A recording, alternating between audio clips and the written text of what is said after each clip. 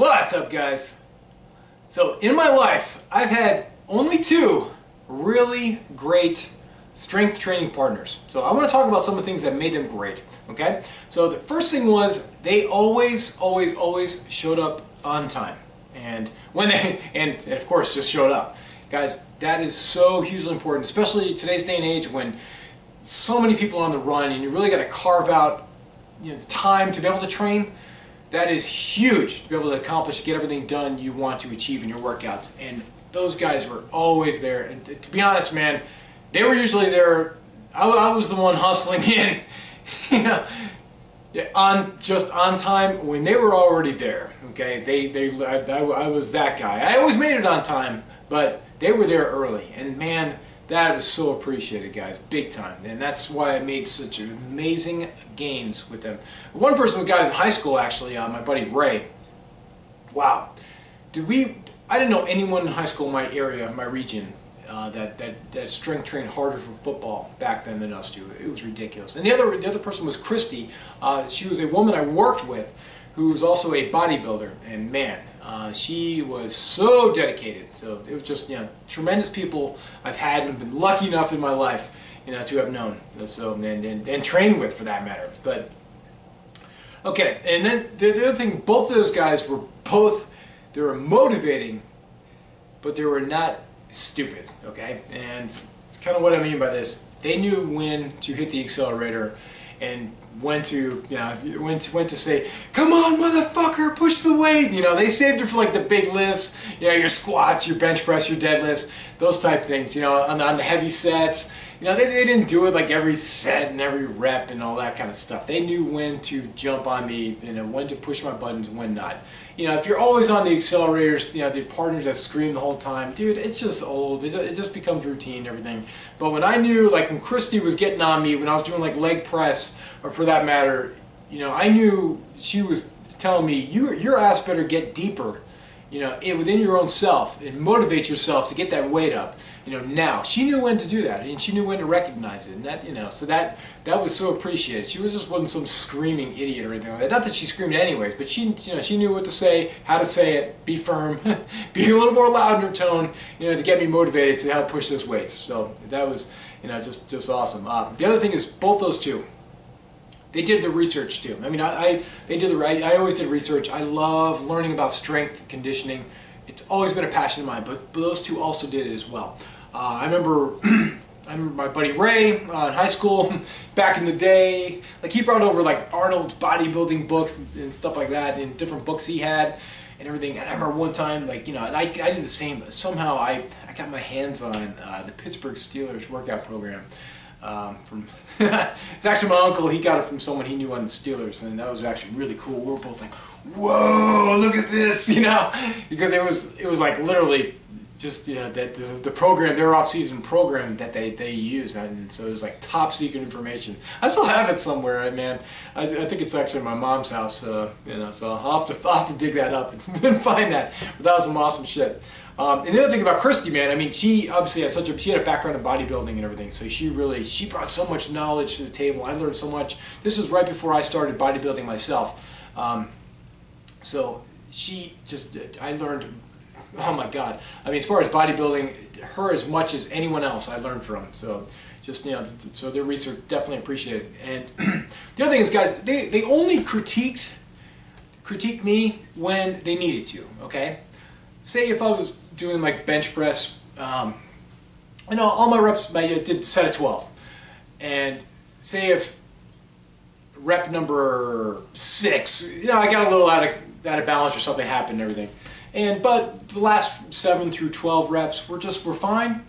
They wouldn't be like, oh yeah, you screwed up your 6th rep. I mean, they knew I knew that, and that's why I corrected it reps 7 through 12. So they knew when to shut up too, and that's important, guys. So, critique when you have to. They don't bust on everything, especially things that are obvious to the person that is doing their set. So that is also very appreciated. And the other thing is, guys, they didn't touch my weights when I didn't need them to. So many times I see the gym, someone doing bicep curls, and then their partner's helping them the whole time. Don't, man. Just touch the weights when you have to. When you see me struggling with the bench press and the weight starts coming down, that's when you put your hands on the bar. Okay, you don't do that. You don't touch it beforehand. Okay. One of the things. Okay, so those are the great things. Let me talk about something, an advantage of having a training partner, guys, and especially for people that are new. Say if you and a buddy are new, it's like, hey, we want to do some strength training to add, to our Brazilian Jiu-Jitsu, but we really don't know too much. But this will give you an advantage as far as like hiring a trainer as well. Someone is make it cheaper for you. Just say, for instance, a lot of times personal trainers do something like this. They'll say if you were to hire a personal trainer, they'll charge you $50 an hour.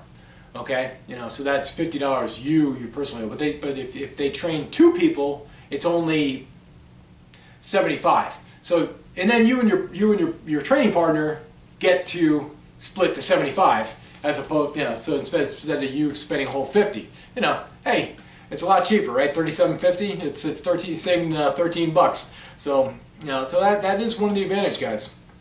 Some of the things, guys, if your partner doesn't do those things I mentioned, abandon them immediately, guys. And I mean that. I just say, hey, listen, no offense, man, but you got your own thing going on. I got mine. You can be friendly about it. I've done this as well. I've cut off friends. I'm still friends with them. It's just like, well, listen, man, we tried it. What you do with your life isn't matching what I'm doing with mine right now.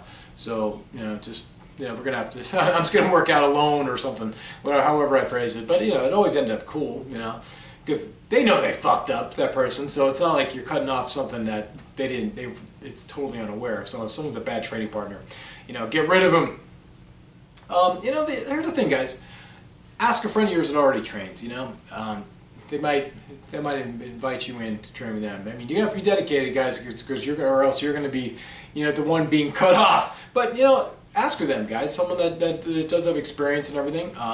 Someone that does see results. Maybe someone also at your BJJ school that trains, because you guys obviously have similar goals, and that'd be important. To get hooked up with someone that's already trying to supplement their BJJ with strength training. So that's huge as well. And guys, the other thing is it doesn't have to be a good friend that you train with. Okay, both Ray and Christy, Ray was one of my best friends. Christy's definitely a really good friend of mine that I made in life, and we still communicate these many years later. But it doesn't have to be someone close to you. Guys, I've seen so many training partners, man, that's the only time they ever hang out is at the gym. They just happen to be good training partners. They might have, not much else in common or anything. They may have just different times in life. One person may be 40, married, children. The other person may be, 25, just still young and, on the dating scene and everything. They're not going to hang out, right? There's just a lot of things going on in different lives at that point, The 40-year-old's probably already been there, done that. So, but when they get to the gym, man, they're all business, they're friends, they'll talk sports, they'll do that and whatever, and they got the same goals. So it doesn't have to be someone you're close with. So don't think it does. And guys, the thing is, keep in mind this one, man. It's better, and I mean this, man. I mean this. It's better to have no partner at all than a shitty training partner. It is a shitty training partner. I have no tolerance for them or any patience whatsoever. Like really, I have. None. No. They're cut off. It's better to be alone. It's better to be a lone wolf. And I really mean that. I've had many more shitty partners than good ones, sadly. But that's just the way it is, okay? But anyways, guys, if you have any questions, leave them below. And if you have any comments or anything, leave that below as well. And if you have yet to subscribe to my channel, I would appreciate that if you can. Please subscribe to this channel. And also, guys, I do appreciate you watching. Thanks so much. We'll talk to you soon. Ooosss.